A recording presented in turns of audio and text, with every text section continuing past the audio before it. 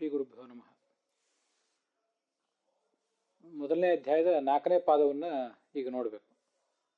ಅಣುಭಾಷ್ಯದ ತತ್ವಮಂಜರಿಯಲ್ಲಿ ಅದು 166ನೇ ಗದ್ಯ ಭಾಗ. ಇದು ಆನುಮಾನಿಕ ಅಧಿಕರಣ ಅಂತ 4ನೇ ಅಧ್ಯಾಯದ 1ನೇ ಅಧ್ಯಾಯದ 4ನೇ ಪಾದದಲ್ಲಿ ಮೊದಲನೇದು ಆನುಮಾನಿಕ ಅಧಿಕರಣ ಅಂತ.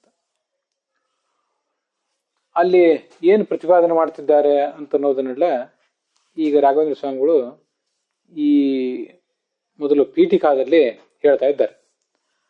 ಅವ್ಯಕ್ತ ಕರ್ಮ ವಾಕ್ಯ ಇಷ್ಟ ವಾಚ್ಯ ಏಕೋ ಮಿತಾತ್ಮಕ ಅಂತ 7ನೇ ಶ್ಲೋಕ, ಅಣುಭಾಷ್ಯದ 1ನೇ ಅಧ್ಯಾಯದ 7ನೇ ಶ್ಲೋಕ. ಈ ತ್ರಿಪಾದಿ ಅಂದ್ರೆ ಮೊದಲನೇ ಅಧ್ಯಾಯದ 3 ಪಾದಗಳು. ಆ 3 ಪಾದಗಳಲ್ಲಿ ಏನನ್ನು ಪ್ರತಿಪಾದನೆ ಮಾಡಿದ್ದಾರೆ ಅದನ್ನೊಂದು ಬಾರಿ ನೆನಪು ಮಾಡ್ಕೊಳ್ಬೇಕೀಗ. ಜನ್ಮಾದಿ ಸೂತ್ರದಲ್ಲಿ ಅಂದ್ರೆ ಜನ್ಮಾದ್ಯಸೇತ ಅಂತ ಸೂತ್ರ ಇದೆಯಲ್ಲ, ಆ ಸೂತ್ರದಲ್ಲಿ ಕೆಲವು ಗುಣಗಳನ್ನು ವರ್ಣನೆ ಮಾಡಿದ್ದಾರೆ.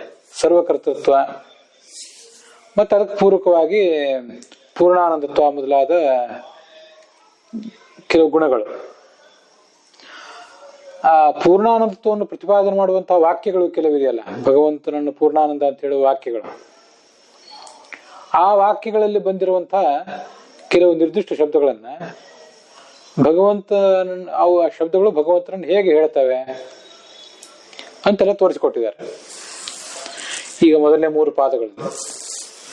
ಮತ್ತೆ ಆ ಶಬ್ದಗಳನ್ನು ಸಮನ್ವಯ ಮಾಡುವುದಲ್ಲದೆ ಆ ಶಬ್ದಗಳಿಂದ ಬೋಧಿತ ಆಗುವಂತಹ ಗುಣಗಳು ಯಾವುವು, ಅವು ಭಗವಂತನಲ್ಲಿ ಹೇಗಿವೆ ಅಂತನೂ ಕೂಡ ಅವರು ತೋರಿಸಿಕೊಟ್ಟಾಗಾಯ್ತು. ಸರ್ವಕರ್ತೃತ್ವ ಜನ್ಮಾದ್ಯಸೇತ ಅನ್ನೋದು ಸರ್ವಕರ್ತೃತ್ವ ಬಂದಿದೆ. ಸೃಷ್ಟಿಯಾದಿ ಅಷ್ಟಕ್ಕೂ ಕೂಡ ಅವನು ಕರ್ತ ಅಂತ. ಅಷ್ಟೆಲ್ಲದಕ್ಕೂ ಅವನು ಕರ್ತ ಆಗಬೇಕಾದ್ರೆ ಅವನಲ್ಲಿ ಪೂರ್ಣಾನಂದತ್ವ ಮೊದಲಾದ ಗುಣಗಳಿರ್ಬೇಕು. ಆ ಪೂರ್ಣಾನಂದತ್ವಾದ ಗುಣಗಳನ್ನು ಪ್ರತಿಪಾದನೆ ಮಾಡುವ ವಾಕ್ಯಗಳು ಉಪನಿಷತ್ತುಗಳಲ್ಲಿ ವೇದಗಳಲ್ಲಿ ಇವೆ. ಆ ವಾಕ್ಯಗಳಲ್ಲಿ ಬಂದಿರುವಂತಹ ಶಬ್ದಗಳು ಅವನ್ನೆಲ್ಲ ವಿಷ್ಣುವಿನಲ್ಲಿ ಸಮನ್ವಯಿಸಿ ತೋರಿಸಿದ್ದಾರೆ. ಮತ್ತೆ ಆ ವಾಕ್ಯಗಳನ್ನು ಸಮನ್ವಯಿಸಿ ತೋರಿಸಿದಾಗ ಆ ವಾಕ್ಯಗಳಿಂದ ಬೋಧಿತವಾದ ಗುಣಗಳು ಕೂಡ ಭಗವಂತನಲ್ಲಿವೆ ಅಂತ ಪ್ರತಿಪಾದನೆ ಮಾಡಿದ್ದಾರೆ.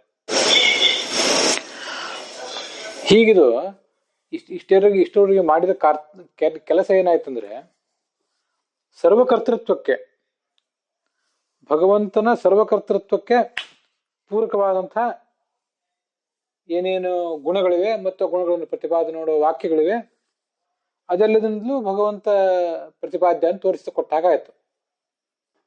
ಆದರೆ ನೀವು ಮಾಡಿದ್ದೆಲ್ಲ ಏನಾಯ್ತು, ಜನ್ಮಾದ್ಯಸೇತ ಅನ್ನೋ ಸೂತ್ರದಿಂದ ಮುಂದೆ ಮಾಡಿದ್ದಾಯ್ತು.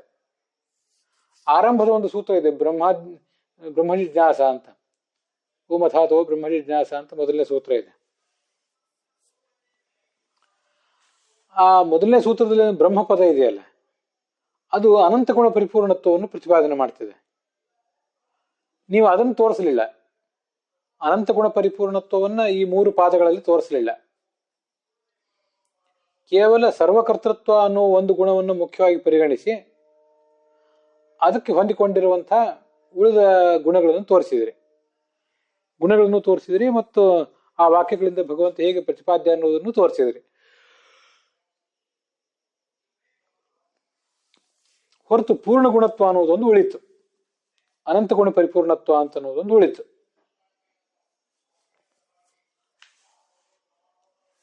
ಈ ನೋಡಿ, ನನ್ವೇವಂ ತ್ರಿಪಾದ್ಯ ಅಂತಿದೆಯಲ್ಲ ಆ 166ನೇ ಗದ್ಯ ಭಾಗದಲ್ಲಿ.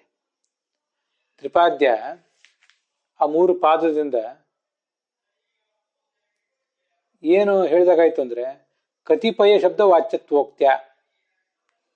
ಆ ಮುಂದಿನ ದೊಡ್ಡ ಸಮಾಸದಲ್ಲಿ ಜನ್ಮಾದಿ ಸೂಕ್ತ ಸರ್ವಕರ್ತೃತ್ವ ತತ್ಸಂಗತ ಪೂರ್ಣಾನಂದತ್ವಾದಿ ಪ್ರತಿಪಾದಕ ವಾಕ್ಯಸ್ಥ ಕತಿಪಯ ಶಬ್ದ ವಾಚ್ಯತ್ವೋಕ್ತ್ಯ.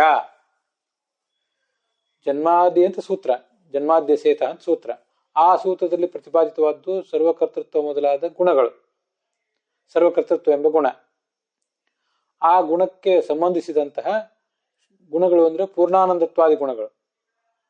ಅದನ್ನು ಪ್ರತಿಪಾದನೆ ಮಾಡುವಂತ ಭೂಮ ಭೂಮ ಇತ್ಯಾದಿ ವಾಕ್ಯಗಳು, ಭಗವಂತನನ್ನು ಪೂರ್ಣ ಅಂತ ಹೇಳುವಂತ ವಾಕ್ಯಗಳು. ಈ ದೇಶ ಆಕಾಶ ಆನಂದೋ ನ ಸ್ಯಾತ್ ಇತ್ಯಾದಿ ವಾಕ್ಯಗಳು. ಪೂರ್ಣ ಯೋಬೈ ಭೂಮ ಆ ವಾಕ್ಯ ಇರ್ಲಿಕ್ಕಿಲ್ಲ. ಈ ದೇಶ ಆಕಾಶ ಆನಂದೋ ನ ಸ್ಯಾತ್ ಇತ್ಯಾದಿ ವಾಕ್ಯಗಳು. ಆ ವಾಕ್ಯಗಳಲ್ಲಿ ಬಂದಂಥ ಕತಿಪಯ ಶಬ್ದಗಳು, ಕೆಲವು ಶಬ್ದಗಳು, ಆ ಶಬ್ದದಿಂದ ಭಗವಂತ ವಾಚ್ಯ ಅಂತ ತ್ರಿಪಾದಿಯಿಂದ ತೋರಿಸಿದಾಗ ಆಯ್ತು. ಆದರೆ ಅದರಿಂದ ಏನಾಯ್ತು ಅಂದ್ರೆ ವಿಷ್ಣು ಕತಿಪಯ ಗುಣ ಸಿದ್ಧಾವಪಿ, ಕೆಲವೇ ಶಬ್ದಗಳನ್ನು ನೀವೀಗ ಸಮನ್ವಯಿಸಿದ್ದೀರಿ, ಕೆಲವೇ ಶಬ್ದಗಳನ್ನು ಸಮನ್ವಯಿಸಿದ್ರಿಂದ ಅದಕ್ಕೆ ಸಂಬಂಧಪಟ್ಟ ಗುಣಗಳನ್ನು ಭಗವಂತನಲ್ಲಿ ತೋರಿಸಿಕೊಟ್ಟಾಗ ಆಯ್ತು. ಆದರೆ ಆದ್ಯ ಸೂತ್ರಸ್ಥ ಬ್ರಹ್ಮಪದೋಕ್ತ, ಮೊದಲನೇ ಸೂತ್ರದಲ್ಲಿ ಹೇಳಲ್ಪಟ್ಟ ಏನು ಬ್ರಹ್ಮಪದ ಇದೆ ಅದರಿಂದ ವಾಚ್ಯವಾದ ಅನಂತ ಗುಣತ್ವ ಏನಿದೆ ತಸ್ಯ ಅಸಿದ್ಧಿರೇವ, ಅದು ಮಾತ್ರ ಸಿದ್ಧ ಆಗಲೇ ಇಲ್ಲ ಇನ್ನು. ಯಾಕೆ ಹಾಗೆ ಅಂದ್ರೆ ಅವನಲ್ಲಿ ಅನಂತ ಗುಣತ್ವ ಅಂತ ಅನ್ನೋದು ಬರಬೇಕಾದ್ರೆ ಇನ್ನೂ ಕೆಲವು ಶಬ್ದಗಳಿಂದ ಆತ ಪ್ರತಿಪಾದ್ಯ ಅಂತ ತೋರಿಸ್ಬೇಕು. ಅಶೇಷ ಶಬ್ದ ವಾಚ್ಯತ್ವ ಅವನಲ್ಲಿ ಬರಬೇಕು. ಅಶೇಷ ಶಬ್ದ ವಾಚ್ಯತ್ವ ಬಂದ್ರೆ ಅಶೇಷ ಗುಣತ್ವ ಬರ್ಬೋದು.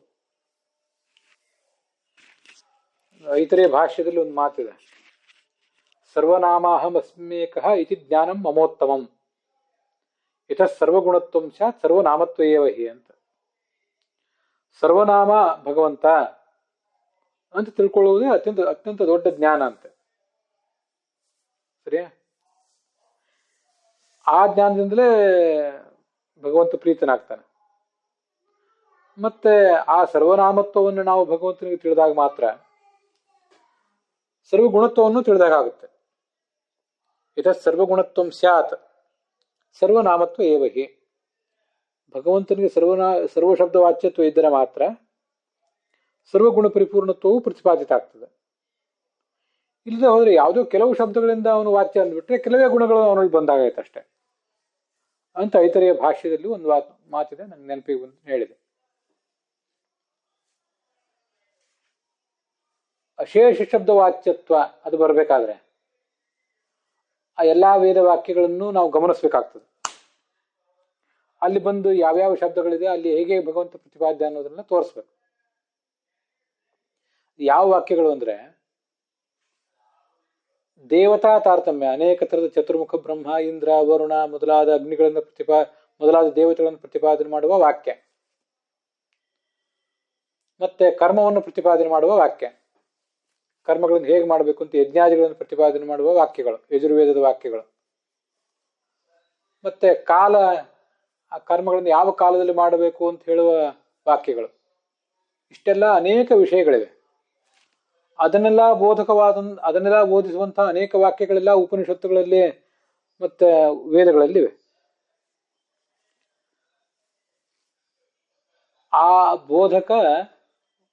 ಬೋಧಕವಾದ ವಾಕ್ಯಗಳಲ್ಲಿರುವ ಅಶೇಷ ಶಬ್ದಗಳು, ಅಶೇಷ ಶಬ್ದ ವಾಚ್ಯತ್ವವು ಇನ್ನೂ ಕೂಡ ಉಕ್ತವಾಗಿಲ್ಲ ಭಗವಂತನಲ್ಲಿ. ಅನುಕ್ತ್ಯ.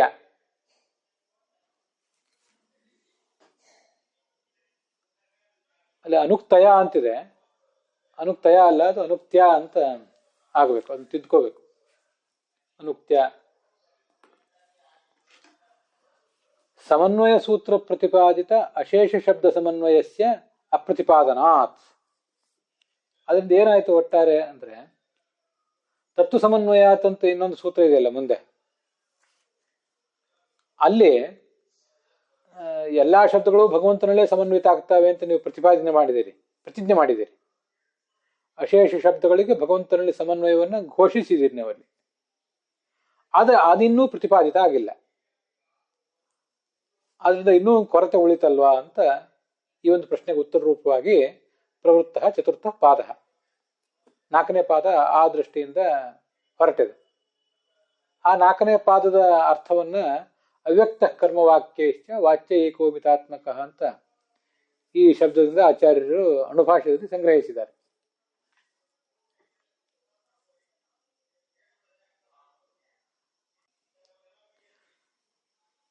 ಇತ್ಯಾದ್ಯನ್ಯತ್ರ ನಿಯತೈರಪಿ ಮುಖ್ಯತಯೋಜಿತಃ ಶಬ್ದೈರತೋ ನಂತಗುಣೋ ಯಚ್ಛಬ್ದ ಯೋಗವೃತ್ತಯಃ.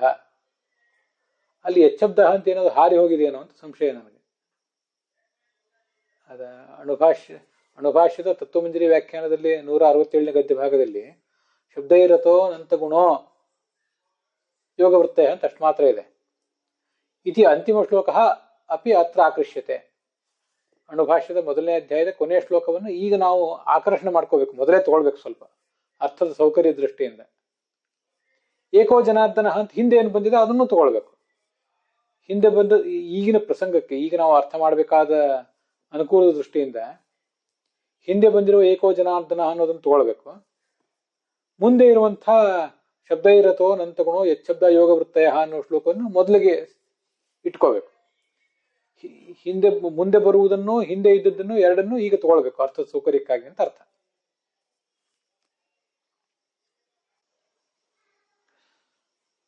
ಅಲ್ಲಿಗೆ ಇವತ್ತಿನ ಈ ಭಾಗ ಸಮಾಪ್ತವಾಗಿದೆ.